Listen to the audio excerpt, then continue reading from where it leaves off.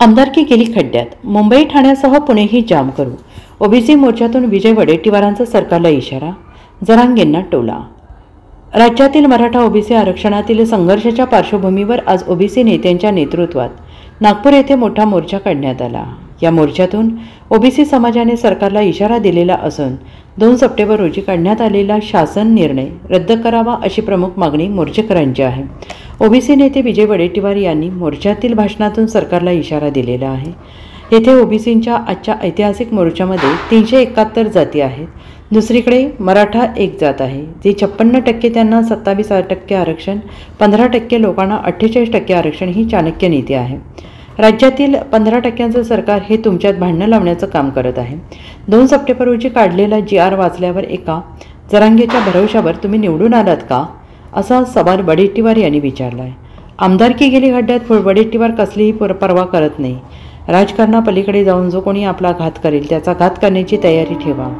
सरकारने 2 सप्टेंबरचा GR रद्द न केल्यास पुणे मुंबईत जाम करू असा इशारा सरकारला दिलेला आहे.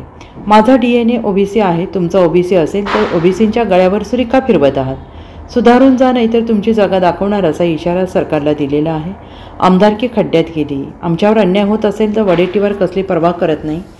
सरकारने 2 सप्टेंबरचा GR रद्द न केल्यास त्यांनी केवळ मुंबईत मोर्चा काढला. आम्ही मुंबई पुण्यासह ठाणे जाम करू असा इशारा विजय वडेट्टीवार यांनी राज्यातील माहिती सरकारला दिलेला आहे.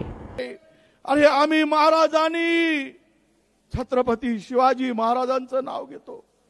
त्यांनी 18 पगड जातीला 12 बलुते दारांना घेऊन हे राज्य स्थापन केलं.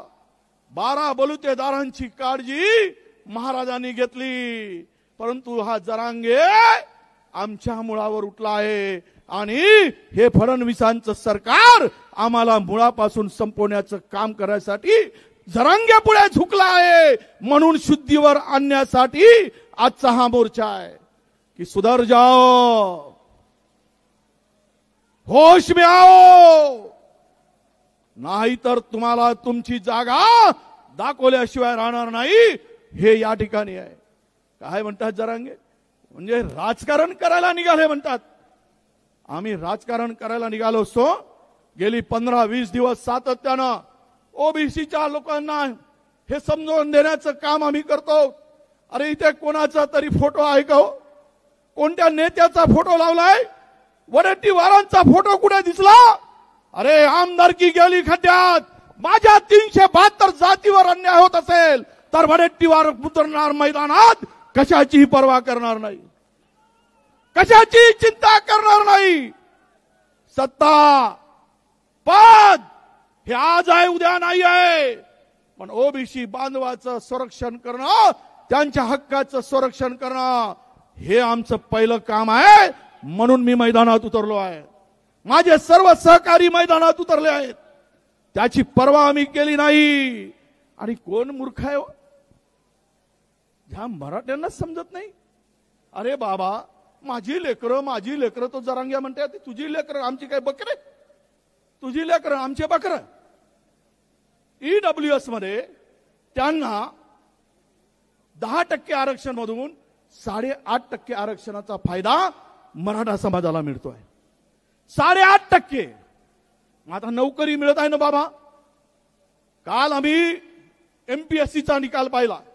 MPSCच्या निकालामध्ये जो कटाप आहे तो कटाप जर तुम्ही लक्षात घेतला तर यातून या कटाप मध्ये MPSCच्या ओबीसीचा कटाप 485 ओबीसीचा आणि EWSचा कटाप 450 आहे.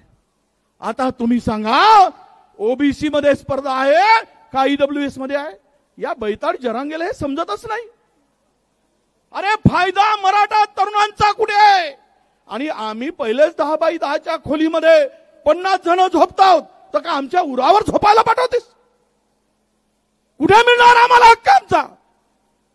अरे घ्यायचा असेल तर आमचा बडी मराठा समाजाच्या, मी सर्व नेत्यांना सांगतोय, आम्ही विरोधात नाही. तुमच्या मराठा समाजाला आरक्षण मिळालं पाहिजे.